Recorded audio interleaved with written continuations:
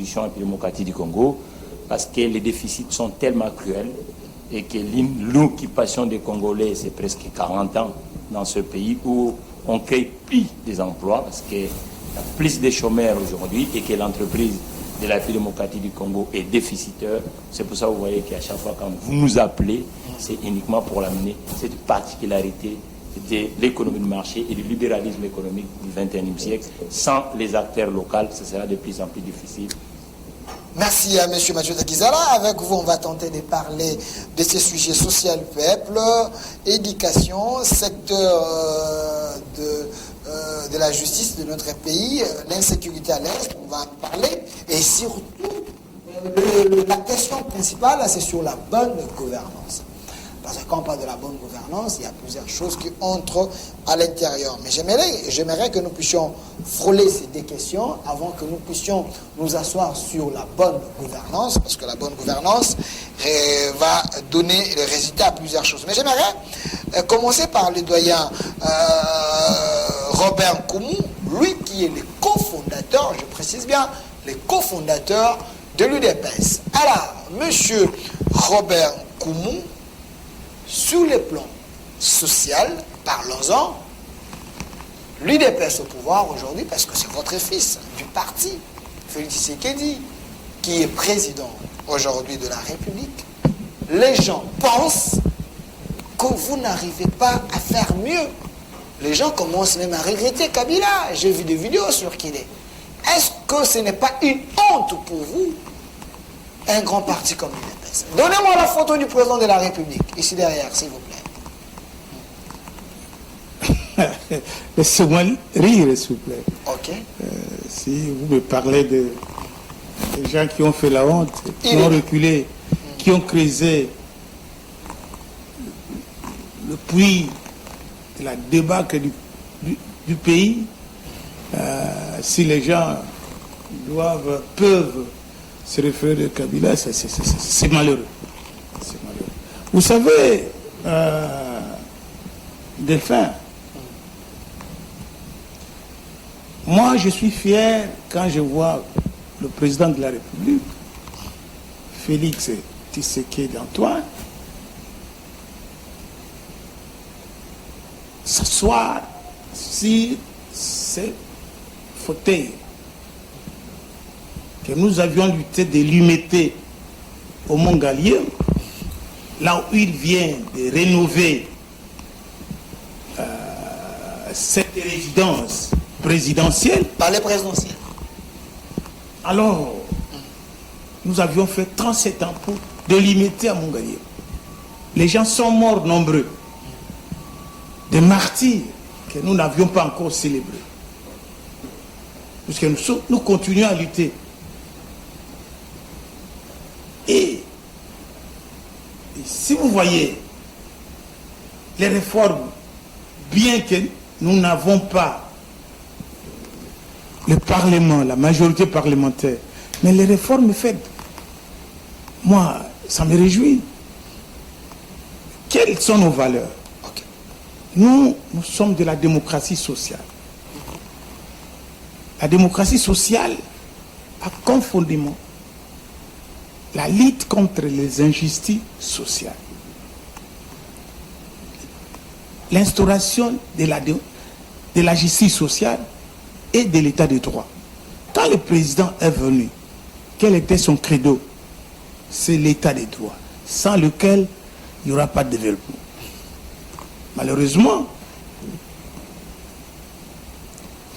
on ne peut pas avoir l'état de droit sans une justice juste.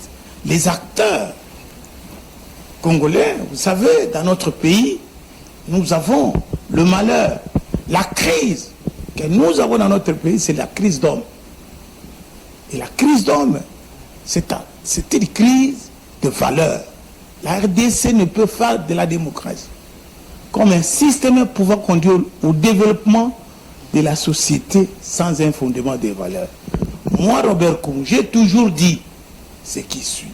La démocratie et le développement ne sont possibles que là où ils sont soutenus par une population cultivée, mais aussi et surtout avec les dirigeants intègres, honnêtes et responsables. Et ce que nous n'avons pas dans ce pays. Les gens, je suis d'accord avec mon ami Takizala. Moi, j'étais avec Étienne. Un jour, il me dit, comment, si vous voulez avoir, vous soutenez le parti, vous voulez avoir de l'argent, ne faites pas la politique. Faites les affaires. C'est aux affaires que vous allez faire beaucoup d'argent. Les gens viennent au parti, en politique, c'est pour la jouissance. La politique, c'est une vocation. La politique, ce n'est pas un lieu où vous allez pour vous enrichir. Puisque Dieu me dira,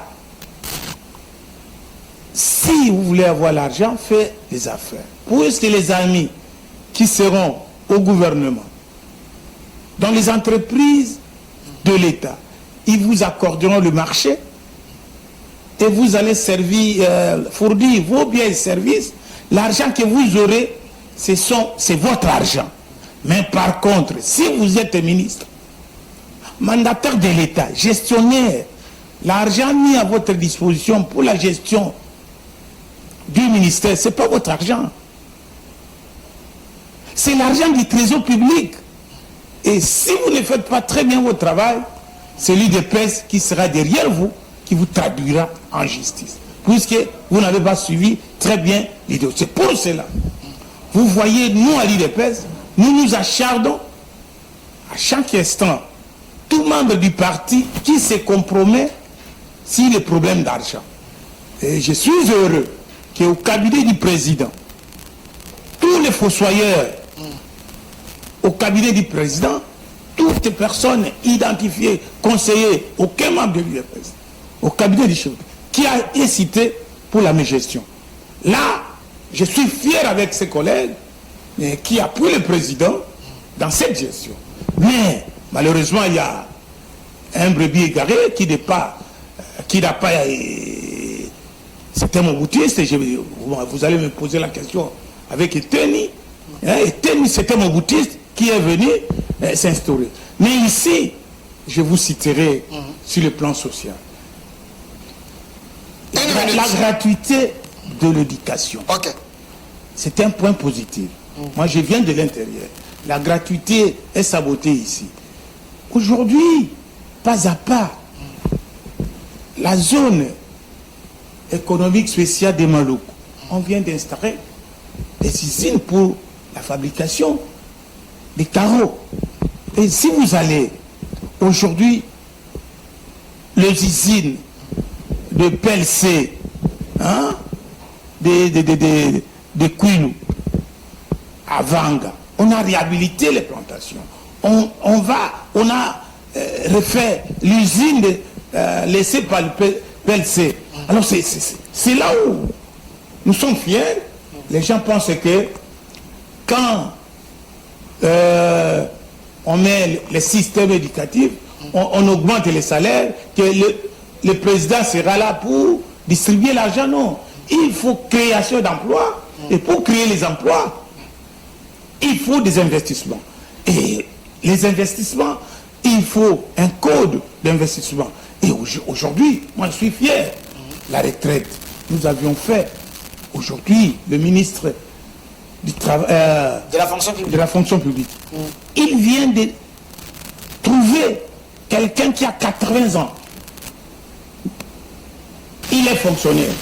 Pendant tout le temps, 40 ans, il a travaillé et les enfants, on n'a pas créé les dispositions que les gens entrent à la retraite et les gens qui terminent, ils ont du travail. Moi, je pense ici, nous avons un argument que nous allons défendre au moment venu pendant la campagne électorale. Merci, M. Robert Nkoumou. Je vous ai laissé suffisamment le temps pour que les gens puissent vous comprendre parce que vous êtes le cofondateur de l'UDPS. Alors, de l'autre côté, M. Mathieu Takizala, parce que nous parlons du social, l'UDPS au pouvoir, 37 ans ou 35 ans de la lutte, aujourd'hui, le peuple réclame même l'ancien président, selon les vidéos qui circulent. Alors, selon vous, quelles sont les réformes prioritaires à engager afin de sortir la RDC du gouffre dans lequel il se plonge? Parce qu'il y a ceux qui pensent que rien ne s'améliore. Bon, pour que nous puissions être attractifs dans le territoire, nous devons d'abord faire les réformes dans des domaines économiques. Ok. C'est ce qui nous manque ici, parce qu'il n'y a pas plus d'actifs, il y a beaucoup des inactifs dans le territoire. On ne peut pas prétendre de produire sans financement. Aujourd'hui, personne n'est censé ignorer que le financement destiné aux entreprises en République démocratique du Congo est faible. Et les conséquences sont multiples dans le territoire. Quand vous voyez, le marché de l'informel pilule tous les jours parce que l'occupation salariale est devenue un vrai problème. Nous devons faire aussi les réformes autour de ce qu'on appelle les frontières en entreprise. Ça veut dire qui est grossiste, qui est détaillant. Ça, c'est aussi dans le territoire aujourd'hui, c'est un peu flou. On voit celui qui est grossiste, à la fois il fait de détail. Ça, automatiquement, ça n'essaye pas à faire, à allonger. Et puis, nous devons faire les réformes autour du recrutement en République démocratique du Congo. C'est un vrai problème. Les entreprises s'installent, mais nous avons un problème de ressources humaines. Ça veut dire que l'Office national d'emploi ne fait pas vraiment à 100% son job. Le recrutement, ce sont des passe-droits dans le territoire. Nous devons aussi taper beaucoup dans la partie énergétique de la République démocratique du Congo. Être entrepreneur aujourd'hui dans le territoire, c'est un vrai problème. Donnez-moi la photo de la SNEL. On le voit. Donc, il y a même un ami qui est aujourd'hui à la tête de la SNEL. Je pense qu'il va essayer aussi, de temps en temps, on ne manquera pas de donner nos recommandations en tant qu'entrepreneur, comment les choses peuvent se faire. Parce qu'aujourd'hui, la SNEL, depuis les années 70, le taux de couverture de l'énergie en République démocratique du Congo ne dépasse pas 20%. Et même dans des endroits urbains de la République démocratique du Congo, même dans des milieux professionnels, nous les entrepreneurs, nous les sentons tous les jours, c'est un phénomène de délaissage. Phénomène de délaissage. Ça veut dire qu'on met plus de groupes électrogènes et de photovoltaïques que la distribution de l'opérateur national. Or, sans énergie, nous devons chercher que l'énergie coûte moins cher aux entreprises congolaises pour que les entreprises congolaises deviennent attractives. Nous devons le former aussi autour des entreprises de portefeuille. Parce que les grandes entreprises ont une vocation de permettre à la petite entreprise de créer de la valeur. Mais bizarrement, il y a aujourd'hui vraiment un grand vide. Il n'y a pas une corrélation entre l'entreprise de portefeuille et l'entreprise du secteur privé. C'est pour ça que vous voyez que nous ne créons pas plus d'emplois aujourd'hui dans le territoire. Il faut faire du vrai public-privé parce que les 75% des entreprises, les 75% des emplois dans tout le territoire du monde, c'est créé du bord privé. Mais l'entreprise privée aujourd'hui est frustrée. Ça veut dire que l'écosystème autour de l'entreprise privée pose problème. Nous devons chercher vite fait une banque publique d'investissement avec deux branches essentielles de la banque. La première, c'est branche d'assurance. Parce qu'aujourd'hui, la plupart des PME et des ETI dans le territoire ne sont pas assurés. Deuxième, c'est branche cautionnaire. Parce qu'aujourd'hui, lorsqu'un entrepreneur ou un start-upper du côté de la République démocratique du Congo se présente auprès des guichets, ça pose problème pour ce qu'on appelle la trésorerie et le financement. C'est vraiment un vrai problème. C'est là, nous devons ne pas tarder parce que nous sommes en situation d'urgence. En situation d'urgence, il faut vraiment aller sur le terrain, secteur par secteur, et puis élaborer des plans stratégiques. Nous avons ce problème des logements de l'entreprise à la République démocratique du Congo. Ça fait que le politique des logements professionnels pose problème. Aujourd'hui, un jeune entrepreneur congolais, s'il a l'idée pour créer une idée qui peut nous aider, pour se loger sur la place des Kalina, c'est vraiment un vrai problème parce que le mètre carré ne permet pas aux jeunes d'entreprise, il n'y a pas d'incubateur, il n'y a pas de pépinière. D'où la nécessité, vous voyez que moi je viens de lancer cette plateforme de coworking qu'on appelle Défi RDC pour permettre, on a un bureau maintenant sur la place des Kalina et les jeunes entrepreneurs qui n'ont pas la possibilité de s'installer ou avoir un secrétaire sur la place des Kalina, il n'y a que rejoindre ces réseaux de FIRDC pour l'accompagnement technique, l'accompagnement juridique, l'accompagnement administratif et l'accompagnement débouché commercial parce que les entrepreneurs congolais ont le vrai problème pour trouver les premiers clients. Parce que l'entreprise est créée pour vivre, pour développer. Mais bizarrement, nous les entrepreneurs congolais aujourd'hui, pour trouver un petit contrat en République démocratique du Congo, il y a un vrai problème. Il faut qu'on regarde aussi du côté des appels d'offres. Quand vous lancez des appels d'offres, c'est de l'argent public. Nous devons aussi être avant-gardistes en République démocratique du Congo et puis prudents pour regarder est-ce que les entreprises des capitaux congolaises arrivent à avoir même un petit contractuel. Ça, c'est déjà un vrai problème dans le territoire aujourd'hui. Alors, merci. Monsieur Robert Nkoum, est-ce que le problème que Matou Adzala vient de poser ici, est-ce que des problèmes réels que rencontrent nos entreprises? Merci, monsieur le journaliste. Oui, Takizala, en tant qu'entrepreneur, fait un constat. Seulement, il a oublié. Nous partons de la zaïrianisation. Et nous sommes arrivés à un certain moment, vers les années 90, et toutes les banques ont été, nous n'avions pas des banques de développement. Ça aussi, c'est un problème. Toutes les banques que vous voyez qui pilirent ici à Kin ne sont pas des banques de développement. C'est juste des banques de dépôt, des transactions mafieuses. Et souvent, et quand je viens de l'intérieur... Transactions mafieuses? Si. Ok. Ici, il n'y a pas de banque de développement. Nous avions la banque de crédit agricole qui a été liquidée, la Cadeco qui a été liquidée, la banque de Kinshasa qui a été liquidée. Et alors, vous voyez, on est resté sans une banque commerciale.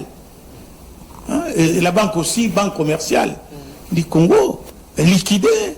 Hein, aujourd'hui, BCDC vient d'être vendu. Hein? Bon, nous avions des banques, Union zaïroise de banques. Hein? Il n'y a personne. Kinguelo, qui s'est battu, a été combattu par les Libanais et Kabila, la famille Kabila. L'unique Congolais qui s'est battu après Dokolo, c'est Kinduelo. Alors il a été mis dans un combat inouï. Il n'y a rien.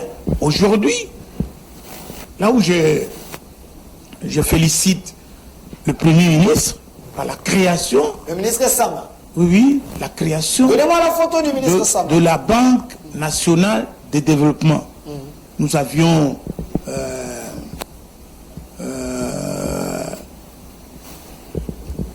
beaucoup des initiatives pour le développement qui prenaient le financement des entrepreneurs. L'FPI qui joue seul le travail. Mais alors le suivi, hein, l'FPI, c'est pas une banque. Et si l'FPI te donne un crédit, C'est un fonds. c'est un fonds. Alors vous devez loger l'argent à la banque. Et la banque ici, des Bank, de Sefi Bank, toutes ces banques-là, des Indiens, Pakistanos, cette mafia hein, qui érode notre économie, moi je pense qu'on ne peut pas développer un pays sans une banque de développement. Puisque les crédits, c'est ici où quelqu'un se bat seul, sans l'appui bancaire. Sans l'appui bancaire, on ne peut rien faire. Mais M. Robert Nkoum, parce que vous êtes cofondateur de l'UDPS, je vous sens un peu trop plaintif, mais j'aimerais plutôt, quel est le programme économique de votre parti qui vise une économie diversifiée à la mesure du potentiel de croissance de la RDC? Oui, nous avons... Parce que là, l'UDPS est au pouvoir. S'il vous plaît, je Okay. ne me plains pas. Hein? Je ne me plains pas. On a fait... Il faut donner des solutions. Oui, c'est ça la solution, j'ai dit. Ok. On ne peut pas développer un pays sans une banque. Et le gouvernement vient de créer une banque nationale de développement. BND. Il y avait la Sofidé liquidée, je vous ai cité tout ce que nous avions l'ancien régime du maréchal avait mis en place ont été liquidés. Maintenant, juste l'FPI, si vous logez l'argent à la banque Ecobank, c'est la mafia. Aujourd'hui, je ne me plains pas. Le gouvernement vient de donner solution. Quant à notre programme de gouvernement, nous sommes la démocratie sociale. Nous avons économie libérale de marché, où l'État n'est qu'un régulateur, donne la possibilité il donne le système, le mécanisme d'adaptation pour développer le pays. Et alors la photo du Premier ministre, s'il vous plaît. Puisque le système économique se débattent entre elles, il faut l'éthique dans les affaires. Et pour que les gens, les hommes d'affaires, vous savez, l'argent, c'est la folie aussi. Pour que nous sommes contre les profits excessifs. Nous voulons que la redistribution du revenu soit équitable. Comment? Vous savez, dans la justice sociale, les riches, en payant ce taxe, redistribuent ce revenu au petit peuple et puis on avance. Ça, c'est pas de théorie. De la théorie, c'est exactement ce qui se fait aujourd'hui dans notre régime. Vous voyez le président de la République. Il va inciter les mini artisanaux pour faire quoi? Aujourd'hui, on finance. Et vous avez aussi le système économique dans les miniers. Merci, M. Lazika. On vient de créer le système des commissionnaires nationaux dans les entreprises. La sous-traitance. La sous-traitance congolaise. Vous voyez, c'est une manière d'inciter les Congolais d'avoir l'argent. Puisqu'on ne peut pas donner seulement un investisseur qui vient, il fait la sous-traitance, c'est celle. Non, les Congolais les suivent et puis on avance. Merci, je vais revenir vers vous. C'est pas de plainte, merci. Mais on donne des solutions. Depuis, c'est des solutions. Alors, M. Mathieu Takizala, vous avez suivi le cofondateur de l'UDPS, M. Robert Nkoumou, qui a essayé un peu d'expliquer leur programme économique. Pensez-vous que ce programme est adaptable à la situation actuelle, à l'allure dont le monde est en train d'évoluer? Est-ce ça peut donner des solutions? Moi, je pense que Monene n'a pas oublié. Il a dit lui-même qu'on a connu des tourmentes dans le système collectif congolais et dans la partie sociale et économique, en commençant par la organisation qu'il a évoquée.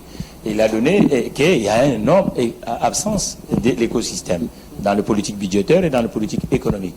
Donc, et aujourd'hui, qu'est-ce qui doit se faire? Normalement, nous devons élaborer des plans stratégiques sectoriels. C'est très très important en économie. Ça veut dire que lorsque le système économique se frustre, il faut élaborer des plans avec des enveloppes budgétaires chronométrées pour soutenir les actifs. Normalement, à part l'État comme structure supérieure, il y a des actifs importantes. C'est l'actif particulier et l'actif professionnel. L'actif professionnel, ce sont les entreprises, y compris les administrations. L'État est dans la partie des administrations. Mais aujourd'hui, vous voyez que le soutien vers l'entreprise est faible.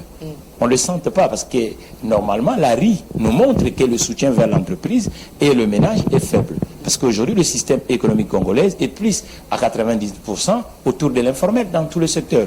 Or, l'informel tue les entreprises structurelles qui sont dans le territoire. Ça veut dire qu'aujourd'hui, être chef d'entreprise dans le pays démocratique du Congo, vous êtes tout seul. Vous n'avez pas le soutien de l'écosystème de la République démocratique du Congo. Logiquement, le peu de travail qui est structuré dans la République démocratique du Congo devait être canalisé aussi autour des entreprises. Tel que, par exemple, le travail autour du gouvernement, le travail autour des entreprises étatiques devait permettre à nous, les entreprises privées, d'avoir un train de vie capable d'accroître l'embauche des Congolais. Donc aujourd'hui, le vrai problème, nous devons quitter un peu le phase littéraire, nous devons aller dans des zones graphiques économiques. Ça veut dire qu'en système économique, on regarde quoi? La production annuelle, ce qu'on appelle la PIB, et on regarde le pouvoir de consommation des uns et des autres. Vous savez que nous sommes dans des pics inflationnistes. Prenez un moto aujourd'hui en République démocratique du Congo, ça vous prend beaucoup d'argent. Ça veut dire que rien n'est fixé parce que tous ces mouvements s'est fait du côté de l'informel. Alors, vous voyez la grande ville de Kinshasa, il n'y a pas une quinzaine de sociétés de transport de masse. Ça, c'est déjà un vrai problème. Ça veut dire qu'aujourd'hui, la réparation des véhicules en République démocratique du Congo, et qui le prend 99%, c'est l'informel. C'est-à-dire que les structures formelles n'a pas de travail. Même la culture des uns et des autres, le métier qui pouvait être le socle productif économique de la République démocratique du Congo, on l'a versé sur le fleuve de l'informel. Maintenant, allons-y avec ce pragmatisme que les Nigériens ont fait. Ça veut dire que créons des niches pour promouvoir l'activité économique dans le territoire. Mohamed VI, en arrivant en 2000, les années 2000, quand il arrive, qu'est-ce qu'il fait? Il bâtit d'un côté l'infrastructure, il donne à un moment dans la politique et budgétaire les assouplements. Donc les réformes importantes, ça veut dire qu'on crée des zones d'activité spéciale au niveau du Maroc pour permettre d'abord que celui qui s'installe au Maroc puisse permettre à créer de la valeur, y compris le financement destiné aux entreprises.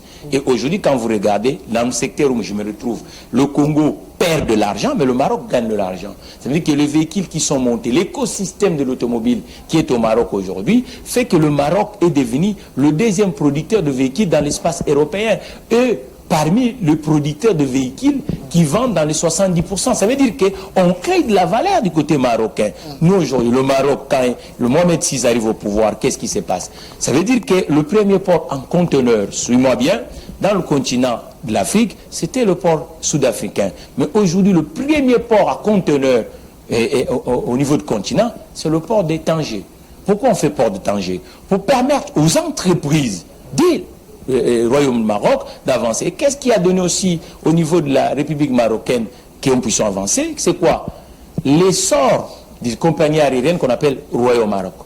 Royal Maroc permet à nous les entrepreneurs qui ont choisi le Maroc comme un territoire d'agir pour se déplacer et permettre aussi aux autres de rentrer dans le territoire et le développement de pôles industriels, de pôles économiques. Aujourd'hui, nous, en République démocratique du Congo, prenons la photographie de la ville de Kinshasa. Nous avons 24 entités décentralisées qu'on appelle les communes. Mais en réalité, toutes les communes sont doctoires. Il n'y a pas une politique municipale pour faire qu'on puisse développer des zones d'activité économique. Ça veut dire qu'aujourd'hui, au lieu que nous restons uniquement par des constats, allons-y dans le pragmatisme. Disons par exemple dans l'industrie de l'automobile, aujourd'hui en République démocratique du Congo, nous, SAG, la société que je préside, nous avons 8 concepts bancables pour permettre que, parce qu'aujourd'hui quand vous allez à Bwende, quand vous allez à Kikwit, à Mbujimaï, à Kisangani, il n'y a pas ni les distributeurs professionnels de l'automobile, ni les maintenanciers professionnels de l'automobile. C'est-à-dire que le secteur est entier du côté de l'informel.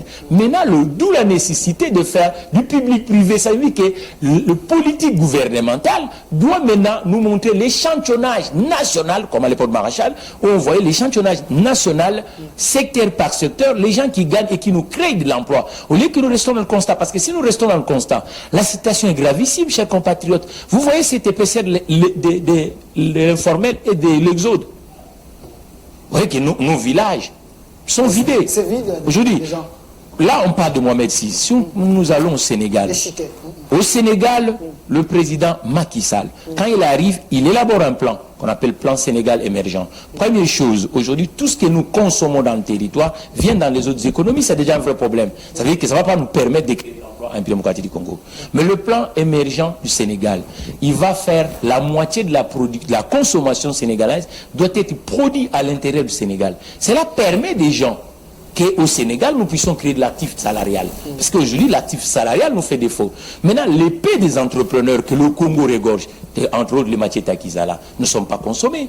Or, notre système public doit permettre que les entrepreneurs congolais deviennent crédibles. Parce que lorsque l'entrepreneur congolais est crédible, l'État s'enrichit, l'État innove, l'État avance. Mais aujourd'hui, l'entrepreneur congolais, restons vraiment réaliste. Sur le terrain, l'entrepreneur congolais est perdant et que le système public doit permettre à l'entrepreneur congolais de vaincre les déficits qui sont à démocratique. Ok, monsieur Mathieu Takizala, je précise que vous êtes le DG de l'entreprise spéciale Autogarage. Et monsieur Titi, Tati plutôt, est-ce que je peux avoir la photo du ministre Sherban Okende ici derrière, le ministre national du transport, ministre Sherban Okende ici derrière, parce que monsieur Mathieu Takizala, il est également DG de l'entreprise spéciale Autogarage. Alors, monsieur Robert Nkoumou, je précise que vous êtes cofondateur de l'UDPS, vous êtes parti au pouvoir, c'est votre régime, c'est votre pouvoir. DG Takizala, il est qu'un entrepreneur, un économiste et un diaspora. Pensez-vous que dans les secteurs du transport, parce que nous parlons du social, c'est un secteur également qui concerne vraiment le public et le peuple.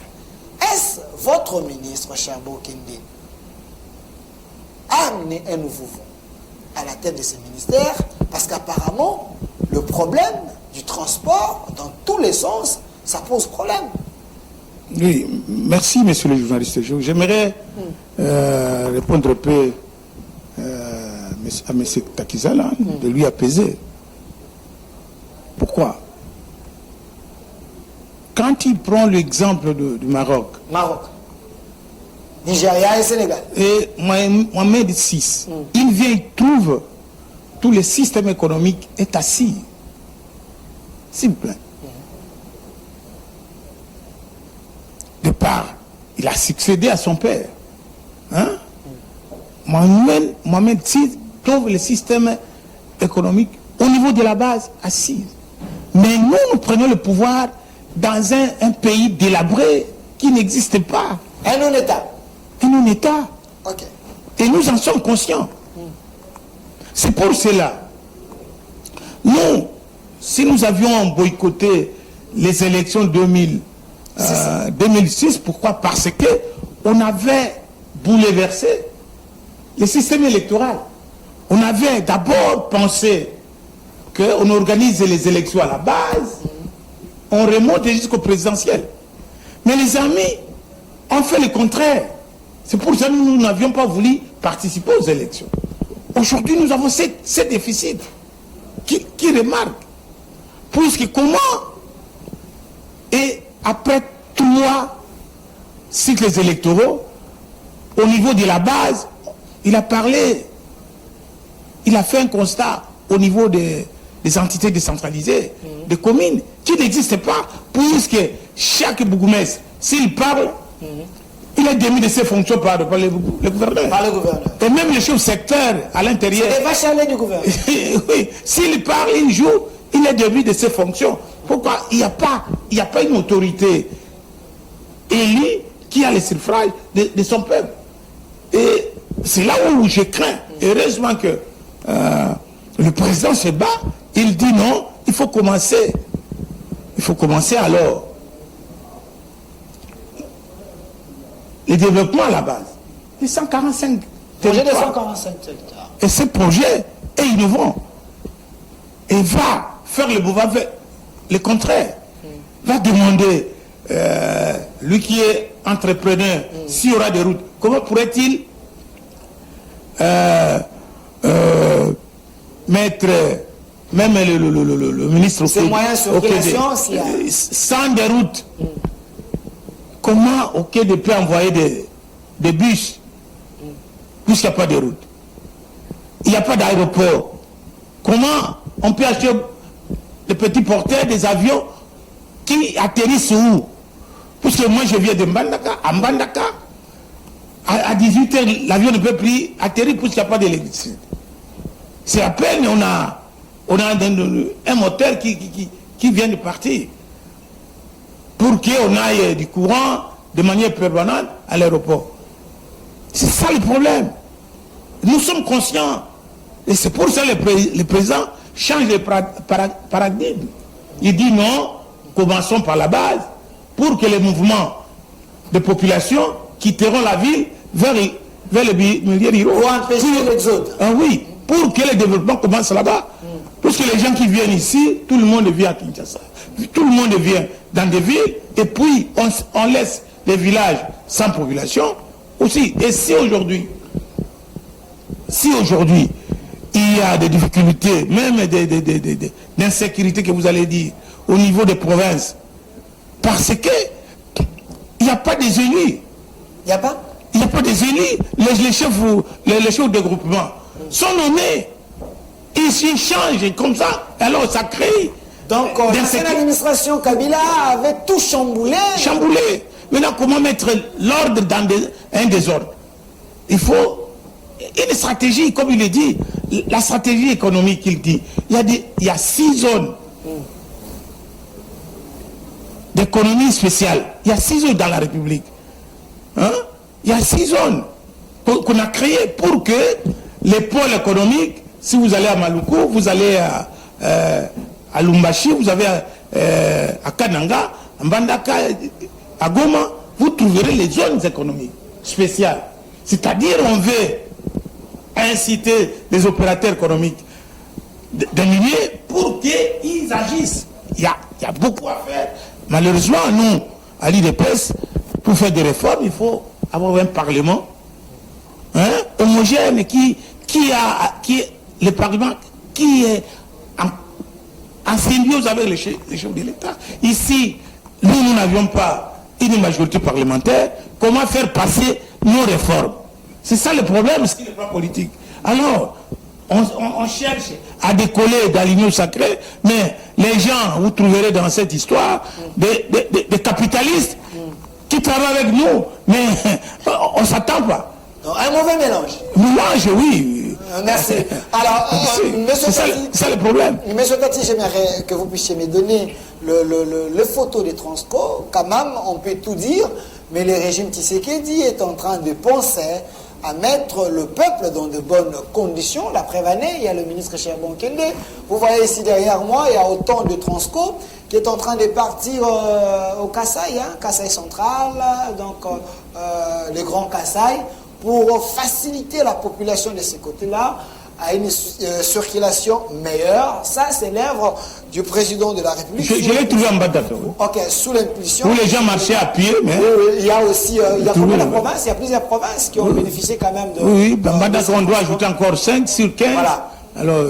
Voilà, ça c'est l'œuvre du président de la République avec le ministre Charbon Kende, espérant que ça va aller encore dans toutes les provinces pour faciliter le transport au peuple et aux Congolais. C'est ça aussi le social. Donc moi je pense que si le chef de l'État évolue dans ce sens avec son gouvernement, il mérite encore le deuxième mandat pour faire mieux une fois de plus. Alors, monsieur Mathieu Takizala, vous voyez ce que le ministre du Transport a fait.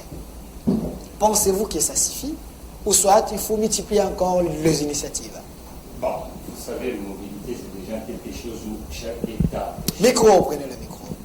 La mobilité, et qu'il soit urbain, ruraux, c'est très très important pour les uns et les autres. Mais moi, je vais essayer un peu de dire à mon compatriote le ministre, il doit comprendre que nous ne voyons pas ça uniquement pour que les gens montent à l'intérieur, mais regardons l'économie. Okay. Ça veut dire que ces bis-là, il faut basculer différemment.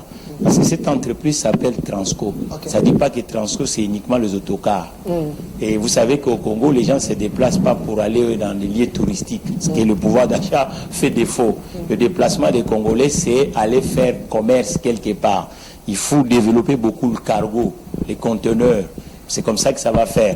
Mais il faut faire aussi que Transco, partout qu'il est, il doit travailler aussi avec les entreprises du bord privé pour que ceux qui vont monter à l'intérieur puissent avoir le pouvoir d'acheter une billetterie. Sinon, ça ne sert à rien, ça va être un éléphant blanc, vous déposez quelque part, après c'est l'argent qui va sortir encore dans le trésor public. Il faut chercher à chaque fois là, on va mettre Transco, et que Transco puisse avoir aussi les entreprises du bord privé qui permet à cette entreprise d'avancer. Parce que lorsqu'on a le présent des entreprises de bord privé, ça va faire de sorte que les habitants du coin vont avoir du revenu. Parce que lorsqu'ils ont revenu, ils vont acheter l'abonnement pour monter dans le bus. Mais sinon, si nous continuons toujours avec le modèle économique de 500 francs et monter les gens et que tout va être subventionné avec l'argent de trésor public, ça va être extrêmement difficile.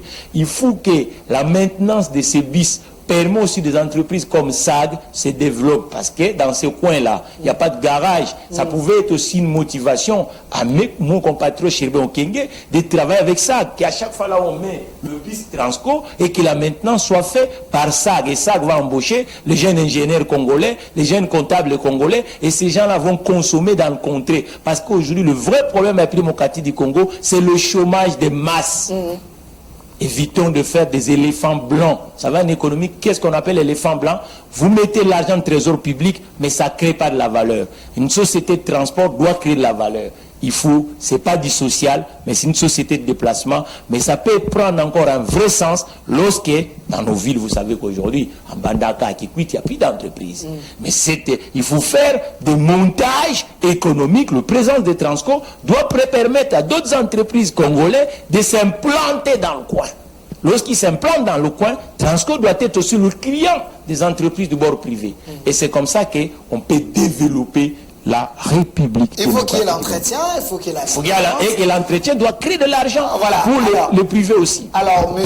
Robert Nkoumou, cofondateur de l'UDPS, le chef de l'État, avait dit qu'il faut créer les millionnaires congolais. Alors, pour créer les millionnaires congolais, il faut avoir les initiatives, comme M. Mathieu Talizala vient de proposer, une manière d'aider l'entrepreneuriat congolais, même dans le coin où vous envoyez des Transco. Est-ce que vous avez pensé avoir des garages, avoir la main-d'œuvre, avoir tout ça, ou c'est des projets précipités pour les beaux yeux, mais en réalité, c'est l'éléphant blanc, comme M. Talizala vient de dire.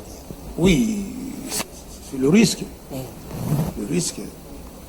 Mais si on envoie le bus, que la population n'a pas le revenu pour prendre le bus, pour payer ces 500 francs, c'est déjà un problème. Un problème. Okay. Mais comment pallier à ce problème? Comment remédier? Dans une contrée comme un Bushima, Kananga, ou Mbandaka, Gemena, pour avoir des garages, je crois, le ministère des Transports doit identifier qui sont les garagistes organisés, qui peuvent leur servir un partenariat pour les alléger, amener les mécaniciens ici, les amener là-bas. C'est une charge pour l'entreprise. Mais si ils payent un garagiste du milieu qui va créer les emplois, il paiera ses factures. C'est une manière. Ça serait aussi une manière d'absorber les chômages. Le chômage. Ça, c'était bon. Et notre problème, c'est là où je suis d'accord avec lui, l'informel. Okay. On est dans l'informel, mais si on est dans l'informel, il faut avoir les documents administratifs. La plupart de nos jeunes frères qui créent des entreprises, qui sont dans l'informel, personne n'a un registre de commerce. Il n'y a même pas l'identification. Difficile que l'État puisse les repérer. Oui, c'est ça aussi le problème. Okay. Quand on crée quelque chose, il faut se mettre à l'abri, capable de contracter un crédit, que l'État vous connaisse au départ. C'est ça aussi le problème. Nous ne pouvons pas. Si vous voyez, il y a des gens qui sont même dans le change. Mais on a dit, les cambistes. La Banque centrale a donné l'occasion à chacun d'avoir un numéro. Mais ils ont peur d'avoir un numéro de la banque. Si vous êtes officiellement reconnu par la Banque centrale, personne ne viendra vous causer du tort. Parce qu'il y aura un moment où non, les gens qui sont reconnus par la banque, ils sont listés, on leur donne de manière officielle, on les octroie les liens d'échange. Et si vous êtes Silari, vous n'avez pas un document, on vous met à côté, vous ne pouvez pas faire le cambisme. Je crois que nous devons quitter l'informel. Il faut infacturer les choses. Oui, il faut que vous-même, il y a des garagistes même, en Gilles. Ils n'ont pas de registre de commerce. Ils viennent, ils s'installent. Ils réparent le véhicule autrui. Mais lui-même, juridiquement, il n'est pas reconnu. C'est ça le mal aussi. Il a un espace dans sa personne. 2, 3, 4 Comment vous allez... Comment on va Il faut aussi l'argent entre les mains des gens et puis on leur fait confiance, il peut même bousiller votre voiture. Donc, vous allez faire quoi? Parce que vous lui avez donné un véhicule. Lui, il n'est pas identifié. Alors, il n'est pas reconnu par le... Bon. Voilà pourquoi il faut aider les gens comme l'État qui savent. Alors, si vous il est laissez en justice... Mais il fait des chanter chaque jour ici, vous êtes au pouvoir, mais vous ne l'aidez pas. C'est un diaspora, il risque de se décourager. Non. Ça aussi, c'est un problème. Non. Moi, lui, il est commerçant. C'est un homme d'affaires. Je pense qu'il a ses documents. Maintenant, il est des Kouilou. La BSECO est en train d'identifier les gens qui doivent faire les affaires au Kouilou dans le projet de 145 territoires. Mais c'est il faut qu'il aille postuler. Oui, il doit chercher les marchés. Comme au Kende. Bien, le ministre du Transport, bientôt il sera à Kikwit. C'est lui qui te proposait les marchés. Quand vous allez à Kikwit, à Boulungu, à Bandundufi, voici mes garages, voici mon offre. Comment, dans mes garages, je vais réparer. C'est comme ça. C'est pas à moi de lui donner... Le stratégie. Alors, monsieur le DG Tekizala, parce que nous voulons que les Congolais deviennent le millionnaire demain, est-ce que vous avez également à frapper des portes? C'est ce qu'on vous reproche, vous aussi les entrepreneurs congolais, vous êtes trop à la télé, mais vous ne suivez pas la logique.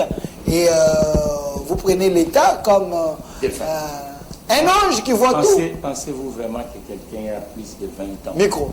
20 ans dans ce métier et qui vient dans des continents où le rôle de l'entreprise est connu. Il ne peut pas comprendre comment ça fonctionne. Non. Je crois que l'État doit s'endosser. Hein, vous comprenez? Donc, si aujourd'hui les jeunes gens s'amusent à rester au black, comme on dit de l'autre côté, pourquoi? Parce que ceux qui sont dans le structurel comme les SAG, l'entreprise, c'est une entreprise congolaise, spéciale autogarage. Dans ce domaine aujourd'hui, il n'y en a pas trois qui est compétitive comme l'entreprise que j'ai amenée ici, dans ce domaine. Mais c'est à l'État de s'approprier ça. C'est aussi le rôle de l'État. De vous approcher. C'est à l'État de s'approprier. Si vous venez dans mon bureau, vous allez voir que depuis 2019 que je suis ici, il n'y a pas une institution qu'on a laissée à côté. Vous savez ce qu'on appelle en jargon journalistique monitoring. Ça fonctionne dans tous les établissements publics, même dans des services d'intelligence. Vous comprenez? On regarde, on détecte ce qui peut nous aider collectivement. L'ANER peut aussi faire ses travaux. On détecte ce qui peut, c'est ça la politique. C'est ça la politique économique. On l'apprend dans tous les amphithéâtres économiques. On appelle ça l'intelligence économique. Gagner le temps, innover.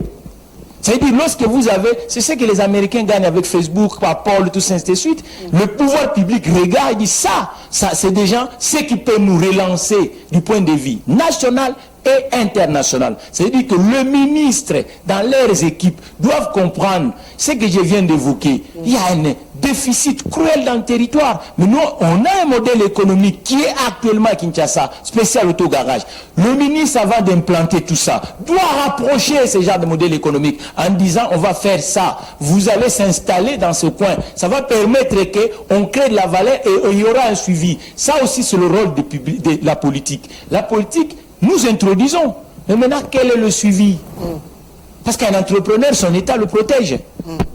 Mon compatriote, mon homologue nigérien, son État l'a pris, l'a récupéré, il lui donne la capacité d'agir. Le président Nana Akufo vient de le faire aussi au niveau du Ghana aujourd'hui.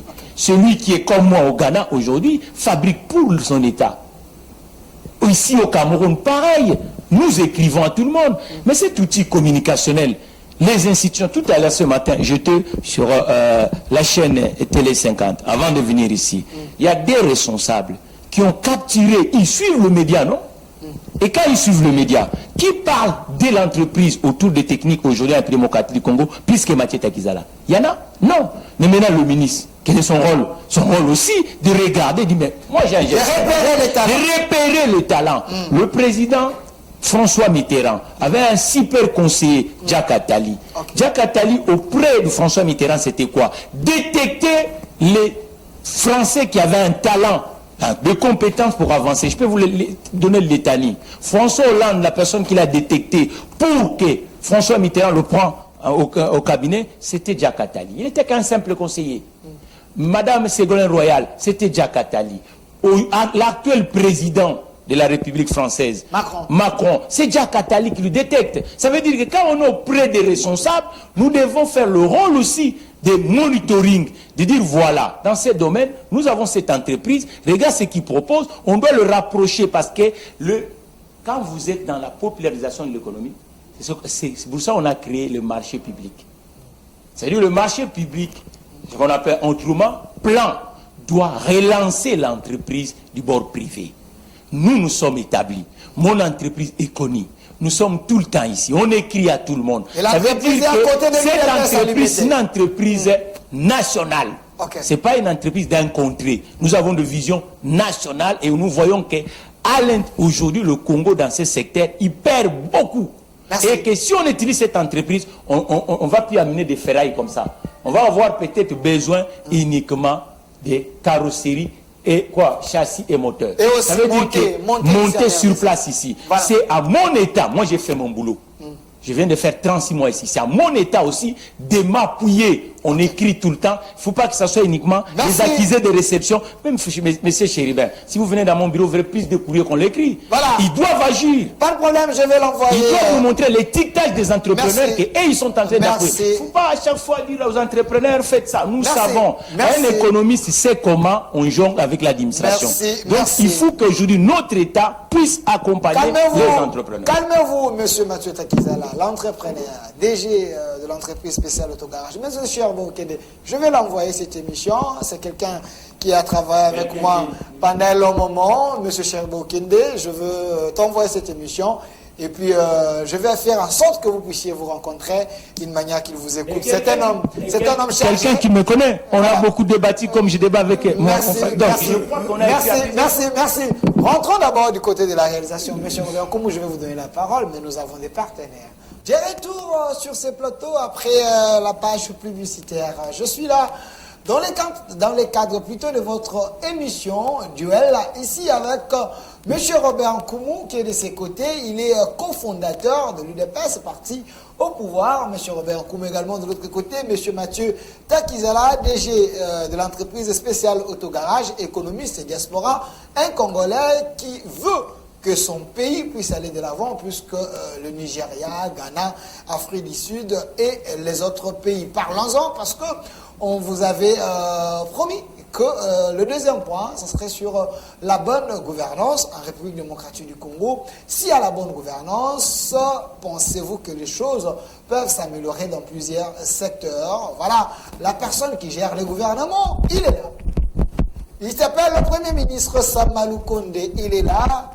L'homme qui est réellement dans le Parlement, l'homme qui pilote le projet majeur de notre pays comme Premier ministre. Monsieur Robert Koumou, prenez le micro. Monsieur Robert Koumou, vous êtes de l'UDPS.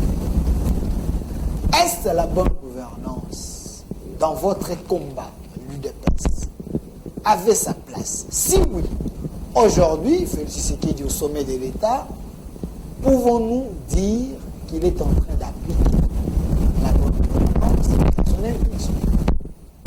Oui, merci, monsieur le journaliste. Laissez-moi une fois Payez les arriérés. Apaiser mon frère, Takizala, lui dire les monitoring.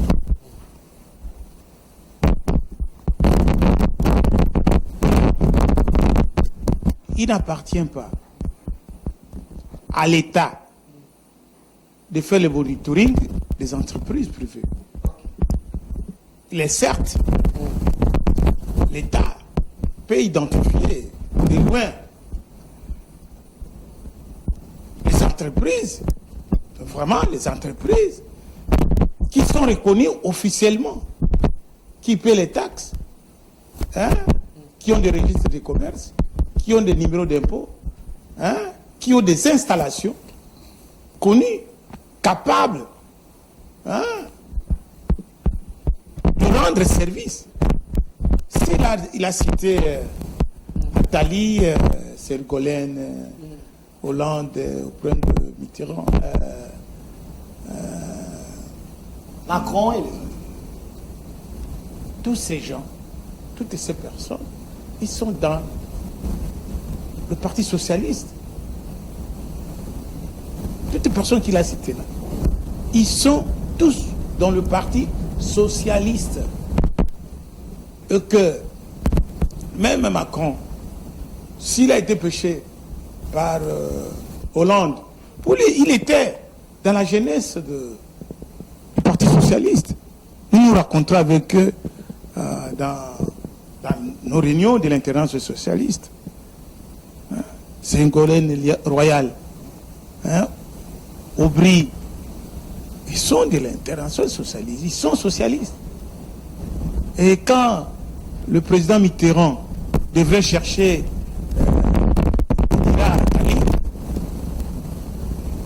cherchez-moi ces jeunes-là. Hein? Il fait les recherches. De même, le ministre du Commerce, le ministre de l'économie nationale, comment pourrait-il identifier un opérateur économique qui est dans l'informel, qui n'a pas une identification? Non. Et qui n'a pas des installations.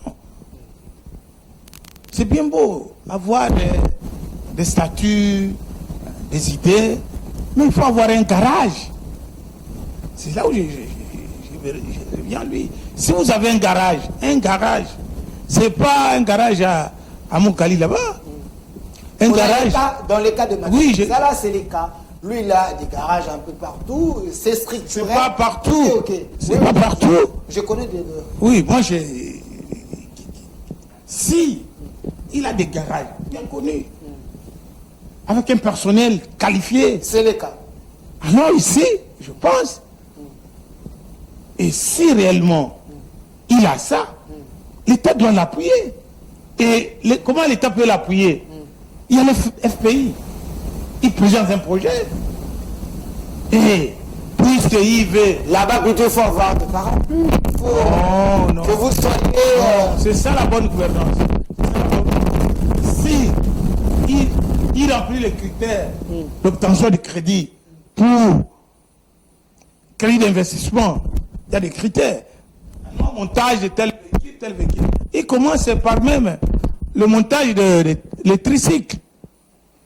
Hein? Les tricycles. Et même les petites voitures. Là, on verra, oui, ce monsieur a quand même un sérieux. Il travaille. Vous voyez toutes les questions questionnantes que vous vous posez ici, c'est au gouvernement de venir vers lui. Mais parce que le présente ses projets à la télé, il écrit, mais on ne les cherche pas, on ne les répond pas. Mon cher ami. C'est son cas, mais c'est le cas aussi de plusieurs. Si vous faites un projet, vous déposez à l'AFPI. L'AFPI fait le monitoring, il voit vos installations.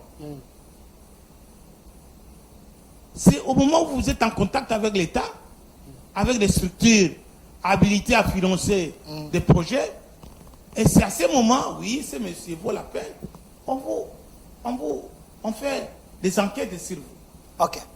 La bonne gouvernance, parlons-en.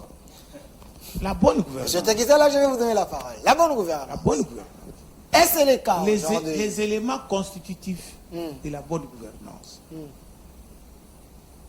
La bonne gestion, d'abord c'est l'homme lui-même. Ok.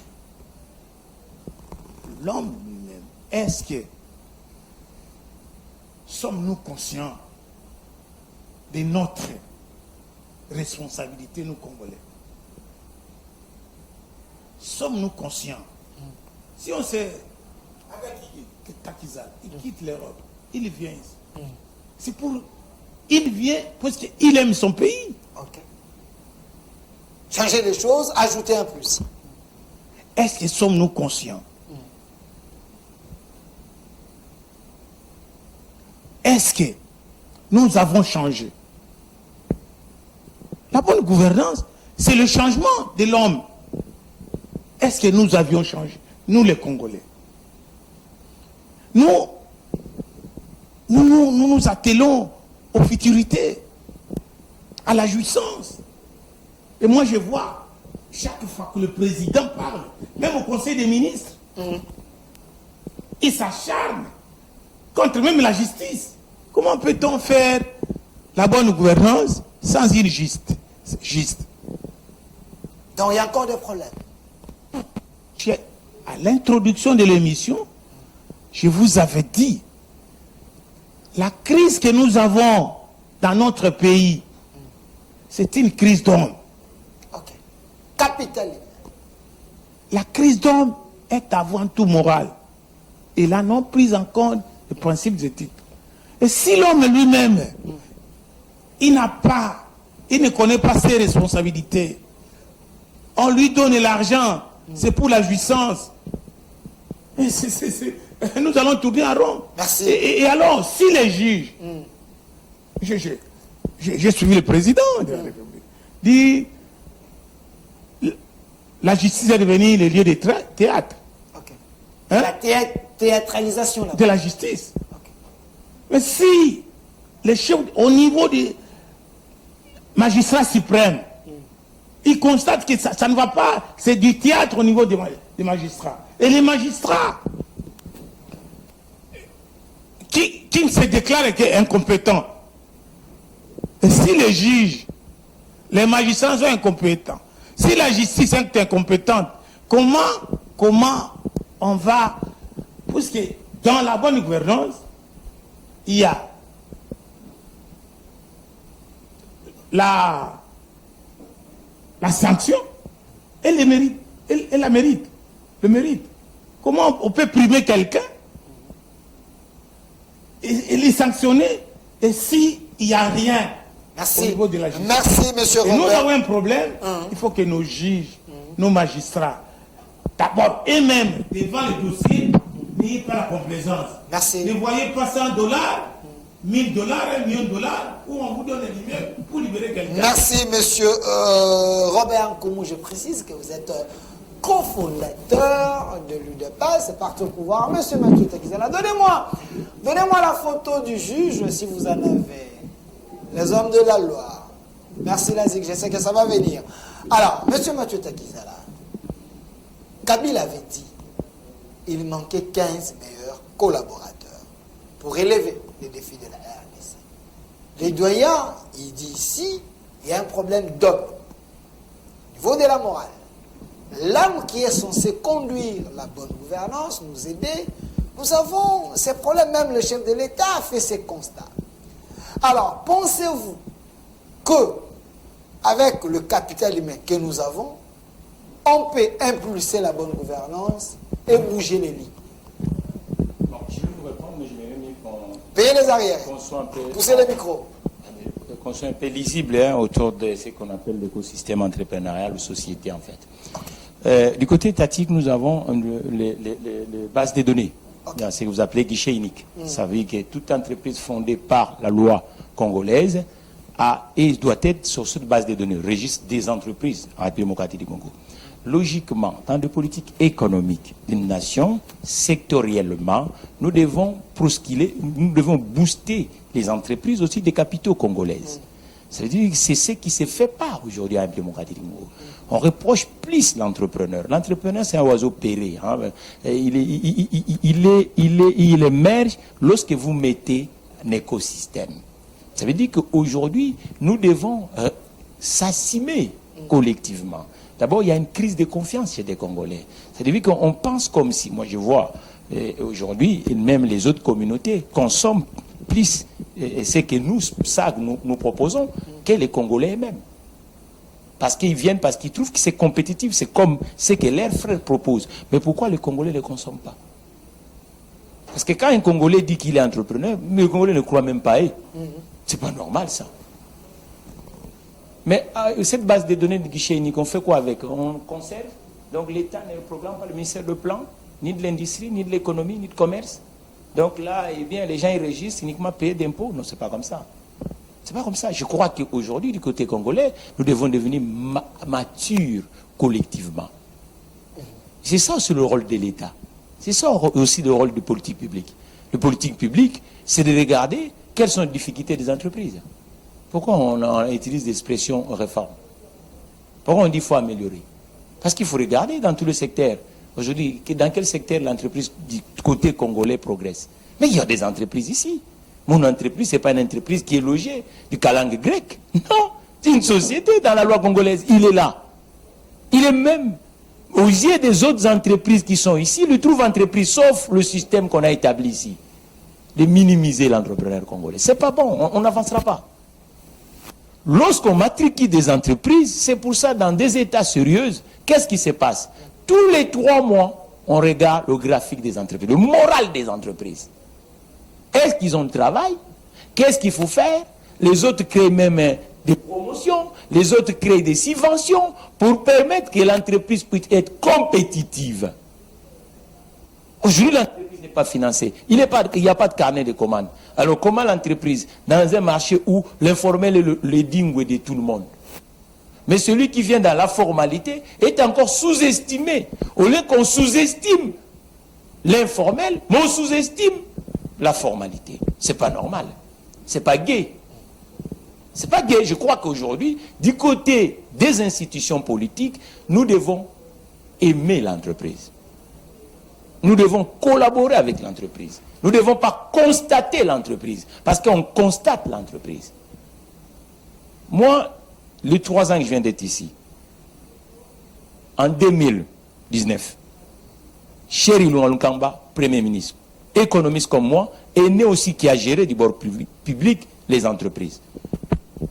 La plupart des ministres sectoriels ont défilé chez Spécial Autogarage par entremise de leurs conseillers.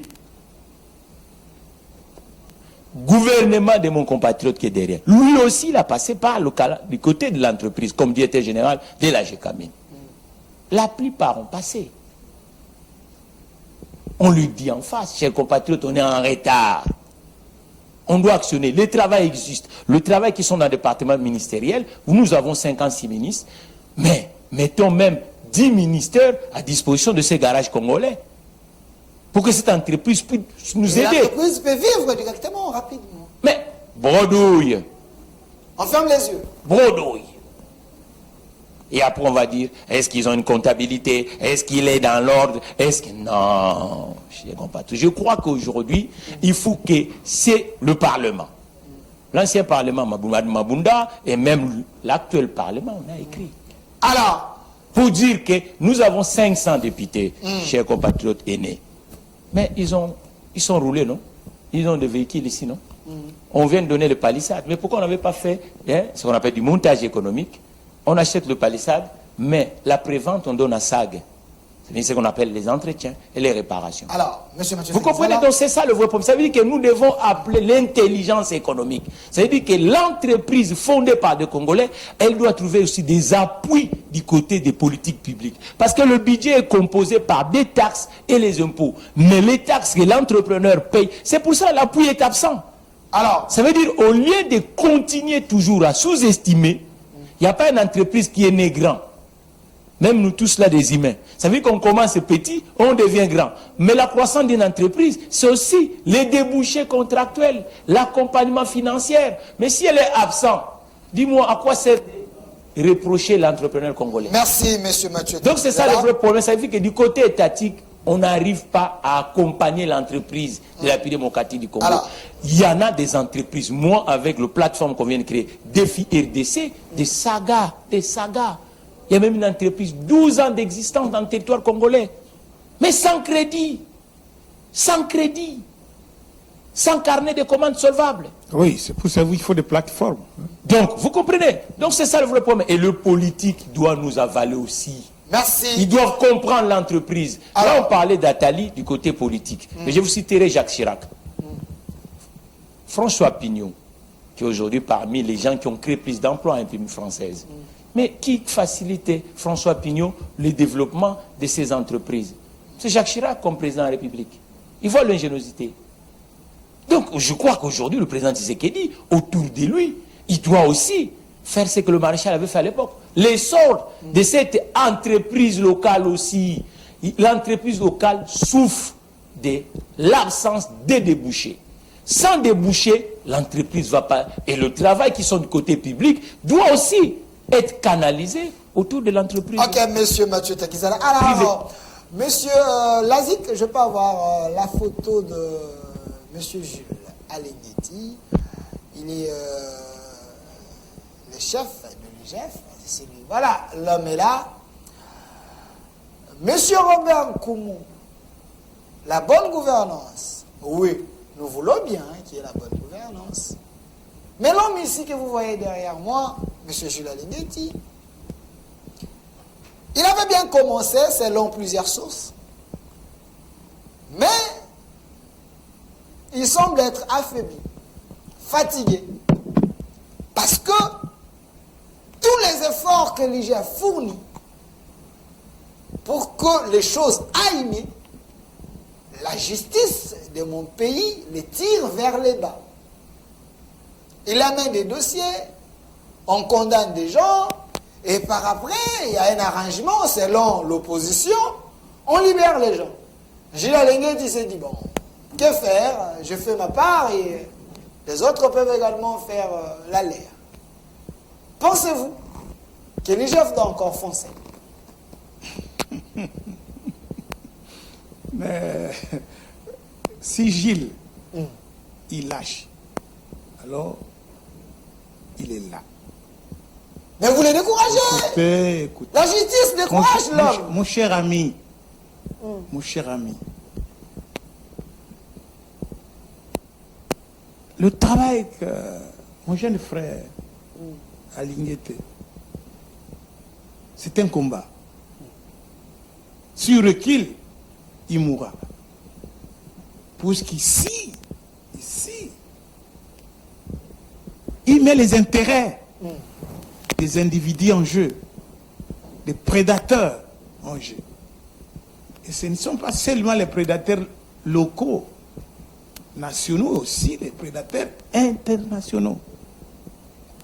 Heureusement pour lui, il est appuyé par toute la communauté congolaise, y compris le chef de l'État. Il lui a confié cette mission. Je lui ferai un exemple. Moi, son grand frère, si j'étais lâche, j'allais abdiquer le combat. J'ai adhéré à l'IDPS depuis 1985, dès la fin de mes études universitaires.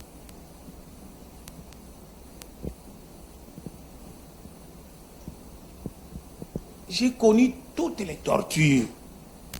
Et malheur pour moi, j'étais équatorien. Combattre le maréchal Mobutu, les grands léopards. Et vous êtes équatorien. Qu'est-ce qu'on n'a pas connu? Nos frères de l'Équateur, derrière les professeurs d'Yaou, ils nous ont traités des sujets des Kassaïens, des valins des Kassaïens. Un jour, le 17 janvier 1988, le premier meeting de l'UDPS au Pongabi. Vous savez qu'est-ce qui m'est arrivé? Il nous a arrêtés. BD, vous connaissez là où il y a BD? Où était BD? À l'inspection générale provinciale de la police. BD. Qui était là? C'est mon frère, le colonel Issois. J'ai fait 3 mois. 3 mois. Et le colonel m'appelle dans son bureau. Il est nangai. Biloko ya baluba. On s'est recouvert la kakapamba. Biloko ya baluba. Chité. Cela veut dire quoi? La détermination.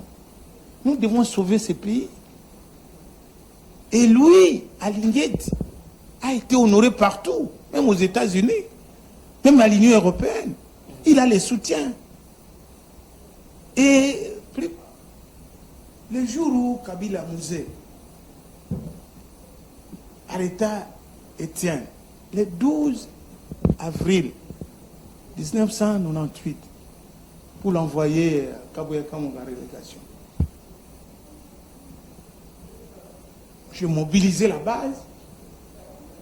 On a bloqué le marché central. On m'a arrêté. Je suis allé Vous allez chez Mouzé m'a arrêté au Kanchach. Il m'a frappé ici 5 fois. Ici, dans mon ventre. Ici, ce que je peux dire à mon frère, il ne peut pas reculer. Il est contre les intérêts de la prédation. Et s'il recule, il mourra. Merci. Et il doit défendre le pays et que nous avons avec lui que l'unique pays, la RDC. Merci. Je vais vous donner seulement 5 secondes pour le mot de la fin. Lazik, donnez-moi la photo du Parlement, si vous en avez. Alors, monsieur Mathieu Takizala, je vous donne également sur votre mot de la fin. Lazik, merci mon réalisateur. Lazik. Alors, monsieur Mathieu Takizala, Alinguet ne peut pas faire ce travail seul. Il y a quand même 500 députés votés par le peuple pour contrôler le gouvernement, faire ce qu'il faut. Mais il y a ceux qui pensent que le Parlement ne travaille pas comme il faut. Nous voulons la bonne gouvernance pour que les choses changent. Qu'est-ce que le député doit faire? Apparemment, c'est comme s'ils sont dans leur lit. Bon, la bonne gouvernance a ses canalisations et ses escaliers. Vous comprenez, ce sont des étapes. Et normalement, la bonne gouvernance aussi, lorsque les familles congolaises vont rester à l'état, lorsque les familles congolaises vont rester à cet état sans revenu, sans profession, on va avoir du mal pour avoir ce qu'on appelle une bonne gouvernance. La bonne gouvernance, c'est aussi le campus social. Le campus social, c'est l'école, c'est l'entreprise et c'est les administrations. Mais vous voyez aujourd'hui que l'entreprise et nos administrations, nous ne les dotons pas assez. Parce que, logiquement, les échanges interéconomiques se fait pas dans des campus sociaux, pas autour de l'entreprise, mais en dehors de l'entreprise. Je donnerai par exemple l'exemple d'achat d'immeubles dans notre ville ici. Ça s'achète ce qu'on appelle Maboko Bank. Logiquement, ça c'est déjà un vrai problème. Donc on détourne la canalisation réelle d'une bonne gouvernance. C'est pour cela... les achats des immeubles... Oui, les achats des véhicules, les achats ainsi de suite, normalement, doivent s'acheter autour des entreprises parce qu'on va juger du point de vue fiscal le revenu annuel de ces messieurs. Qu'est-ce qu'ils gagnent? Vous voyez qu'aujourd'hui, tous ces... Quelqu'un vous amène des millions... Tous ces escaliers sont quasi inexistants. Et la bonne citoyenneté, c'est aussi autour de l'entreprise. Rappelez-vous à l'époque, la génération de parents qui ont travaillé à Erzaïr, la génération des gens qui ont travaillé à Outraco, la génération des gens qui ont travaillé à HB, les générations, ces gens-là, c'est des bons citoyens parce qu'en entreprise, on dit règlement d'ordre intérieur. Ça existe, ça signifie qu'il y a, c'est aussi avec des articles comme au niveau du Parlement. C'est-à-dire qu'aujourd'hui, nous devons chercher que les autres escaliers qui existent depuis dans la société, il faut les remettre dans la société pour que la bonne gouvernance revienne. La bonne gouvernance ne peut pas être uniquement l'apanage du Parlement ou du gouvernement, parce qu'il y a beaucoup d'escaliers qui manquent aujourd'hui, d'où la nécessité d'une renaissance de l'entreprise en République démocratique du Congo va nous permettre d'avoir une expertise rodée et des citoyens modèles, des gens qui contribuent à l'entonnoir fiscal, parce qu'aujourd'hui, tout est dans la rue, et quand tout est dans la rue, la bonne gouvernance, messieurs, ça sera extrêmement difficile. Merci Ndoya, 30 secondes, je termine avec vous. On retient quoi? Regardez la caméra parce que vous avez du pouvoir, vous avez eu à réfléchir ici à haute voix. Et, quels sont les axes prioritaires et les pistes et les solutions pour que si le peuple peut être séduit qu'en 2023, qu'on puisse reconduire, qui sait qu'il parce qu'apparemment, on dit que vous échouez. Non, il n'y a personne qui dit que nous échouons. Ça, ce sont des choses... Donc, je parle de l'opposition qui pense que vous êtes en train d'échouer. C'est le droit à l'opposition de contester. Mais seulement pour la bonne gouvernance, à Linguetti, ce n'est pas le Parlement qui arrête les gens. À Linguetti doit travailler avec la Cour des comptes. Parce que les magistrats de la Cour des comptes l'aideraient d'arrêter toute la prédation. Le Parlement, il y a aussi des prédateurs là-bas. Ils ont le droit d'interpeller les ministres, les chefs de secteur. Interpellation ne veut pas dire arrestation. Et les chasser également dans le gouvernement, ils ont ce pouvoir. La sanction, c'est la justice. Et la sanction pour réprimer la prédation au niveau étatique, c'est la Cour des comptes. Je pense ici, comme les magistrats de la Cour des comptes viennent de prêter serment, ils sont en action, que Alingé travaille avec eux, qui ne compte plus avec ces magistrats corrompus qui courent derrière l'argent et le pouvoir pour le pouvoir. Merci, Monsieur Robert Nkoumou. Vous êtes cofondateur de l'UDPS, Parti au pouvoir. Merci d'avoir été des nôtres. Merci, monsieur le journaliste. Également, invité dans votre émission. Duel. Également de l'autre côté, monsieur Mathieu Takizala, très pertinent, comme toujours, DG de l'entreprise spéciale Autogarage. Moi, je vais plaider à ce qu'on puisse vous donner des marchés, parce que vous êtes un Congolais. Qu'on puisse donner à l'entreprise congolaise le marché. Quand j'ai dit vous, c'est votre entreprise. C'est l'entreprise congolaise. Et ouais, il faut développer aussi le centre carcéral. Aujourd'hui, le prison, il n'y en a pas assez. Et puis, démocratie du Congo, la culture de sanctions. Il faut sanctionner les uns et les autres. Merci Mathieu Takizala, l'âme de plusieurs idées. Également, je dis un grand merci à vous. Mais avant tout, j'aimerais placer un mot.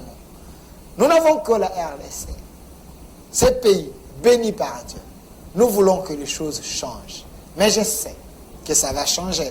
Mais il faut booster les choses, il faut innover, il faut aimer ces pays, il faut saisir les opportunités. Des émissions comme ça, quand les gens proposent, dans d'autres pays, on les appelle, on les écoute, on essaye de faire mieux pour que les choses avancent. Merci à la réalisation. Monsieur Lazika, la main ingénieuse, mon réalisateur, il était là. À la régie finale, monsieur Tati. Aujourd'hui, il était de rigueur avec moi. Merci. À côté, il y a les doyens Philemon, l'homme qui a un grand cœur. Merci à vous.